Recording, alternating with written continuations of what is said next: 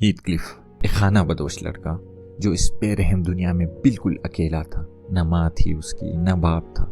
हाँ, वो आवारा था, गुस्सा भरा था उसके अंदर, लेकिन वो बेयार और मददगार एक छोटा सा बच्चा ही तो था। न खाने को रोटी थी, न रहने को घर था, न पहनने को कपड़े थे। ऊपर से बारिशों का मौसम था। बेचारा कीचड़ में लथपथ ठंड से कपकपाता हुआ सड़कों पे घूमता फिरता, गलियों से होके गुजरता। मासूम तो था ही, लेकिन मासूमियत से ज्यादा गमज़दा आपको दिखाई देता। हालात का मारा गलियों में भटक रहा था। लेकिन जिसका कोई नहीं होता उसका खुदा होता है। मिस्टर आनशा नामी एक शख्स की नज़र हीथक्लिफ पे पड़ती है। उसका दिल दहल जाता है।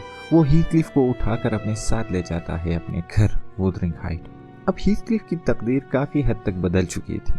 हीथक्लिफ को एक अच्छा घर तो मिल गया था, उसको बाप जैसा मालिक भी मिल गया, कैथरीन जैसी दोस्त भी मिली, लेकिन उसकी महरूमियाँ फिर भी कम ना हुई। उसका बचपन, उसके दुख दर्द कभी आपको कम होते न दिखेंगे। वो पूरी जिंदगी बेढंग, बेतरतीब, बदसलीका, उलझा हुआ, बेजोड़ और गैर मुतवाजिन आपको दिखाई दी। उसके बाल बड़े थे, घने थे, खूबसूरत थे, लेकिन हमेशा उलझे रहते थे, जैसे कोई सूखी दरख्त की जड़ें। हीथक्लिफ किसी हद तक पुरसुकून था, तहम्मुल मिजाज था, लेकिन हमेशा उदास रहता। शायद बदसलूकियों और नाइंसाफियों की वजह से थी।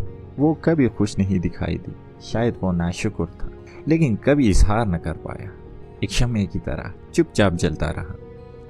हिंडली ने उसे काफ़ी फ्लॉग किया, उसे काफ़ी मारा पीटा, कोड़े लगवाए, तालीम से महरूम किया, नफरत और हकारत का रवैया उसके साथ अपनाया, कैथरीन से भी दूर किया, घर में नौकरों चाकरों से भी बदतर सलूक। इन हालात से दो चार होकर हीथक्लिफ एक गुस्सेल, बेरहम भेड़िए के मानंद सख्त इंसान बन गया, जिसके चेहरे में हमेशा एक तारीख और सैटेनिक यानी शैतानी सी मुस्कुराहट रहती थी। हीथक्लिफ एक मैग्नेटिक फिगर था, यानी पुरकशिश शख्सियत थी उसकी, जिसकी वजह से वो बहुत ही नुमायां था। लेकिन उसके अंदर एक अनसिविलाइज्ड वाइल्डनेस थी, एक वहशीपन, एक नाशाइस्ता फितरत, एक बेकाबू वहशत थी, जिसको देखने से कभी भी मासूमियत आपको नहीं दिखाई देगी। जैसे कि वो एक मॉरल पॉइजन हो, जैसे उसकी रूह में आलूदगी हो, जैसे वो कोई बद किरदार हो। और ये कैरेक्टर देखने से आपको बहुत बुरा लगेगा, बहुत बुरा। यानी अगर आप लिटरेरी हिस्ट्री में देखें तो पैराडाइज लॉस्ट यानी सैटन, इसके हरकत देखकर सैटन भी शर्मा जाए। आएगो जिसने साजिश रचकर ओथेलो ड्रामा में तबाही मचा दी थी, वो भी हीथक्लिफ की साजिशों को देखकर उसे अपना उस्ताद मान लेता। फ्रैंकेस्टाइन का मॉन्स्टर जो तन्हाई और इंतकाम की आग में जलता रहता था, वो भी हीथक्लिफ के गुस्से के सामने बेजरर लगता। हीथक्लिफ को देखकर लगता है जैसे लिटरेचर के तमाम बदतरीन किरदारों की रूहें इसके अंदर बसी हों। इसके इमोशंस अनकंट्रोलेबल थी, इसमें पैशन वॉयलेंट थी। हीथक्लिफ बहुत बेरहम था, बहुत सख्त दिल था।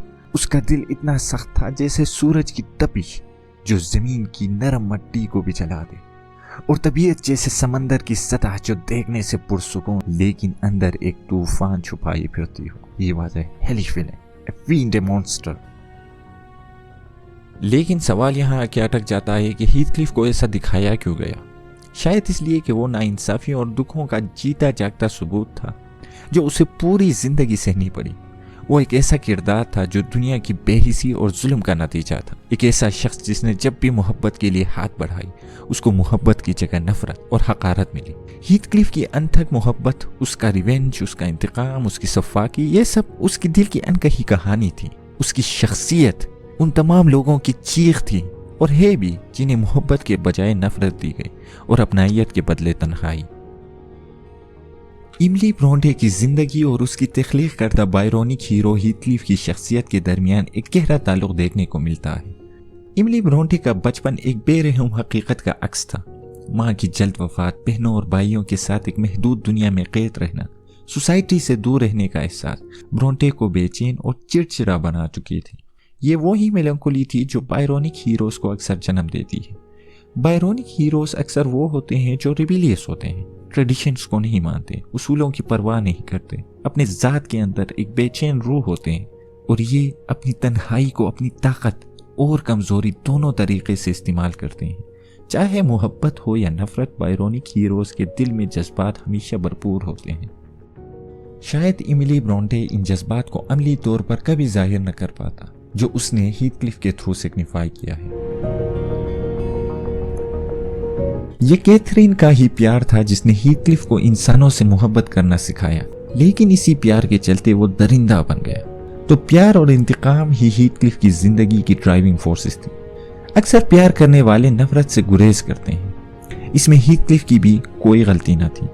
ہیتھ کلف کی محبت نے ہی اسے ہنلی کی بدسلوکیوں کو برداشت کرنے کا حوصلہ اور طاقت بخشا، لیکن جب اس نے کیتھرین کے منہ سے یہ الفاظ سنے، "It will degrade me to marry Heathcliff now, so he shall never know how I love him."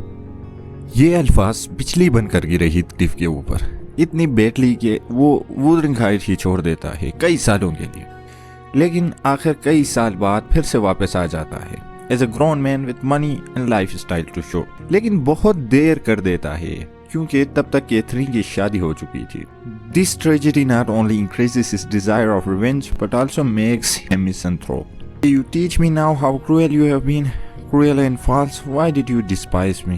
Why did you betray your own heart, Katie? I have not one word of comfort.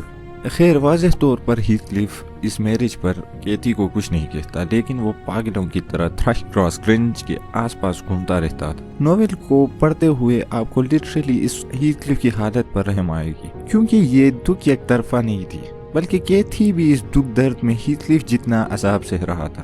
لیکن both were bounded. Be with me always. Take any form. Drive me mad. Only do not leave me in the apse where I cannot find you. I cannot live without my soul. I cannot live without my life.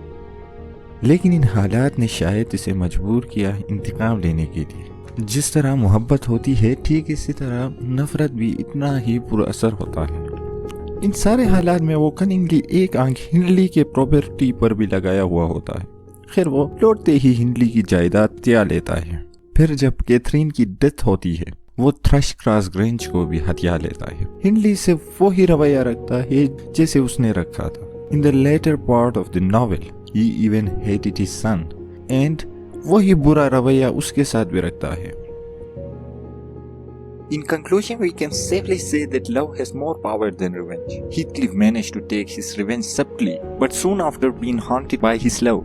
At the end, he only managed to escape from the stoicity through marrying two lovers and completing their love circle. Do I want to live?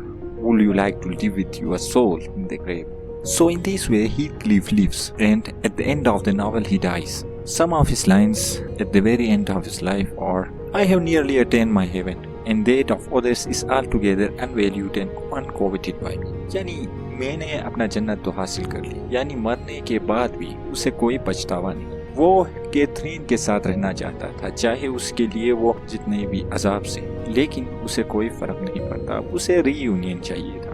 He no longer values the unconventional joys of aspirations of others. That of others is altogether unvalued and uncoveted by me. It means he is showing his complete detachment from the world around him. His death becomes a form of liberation.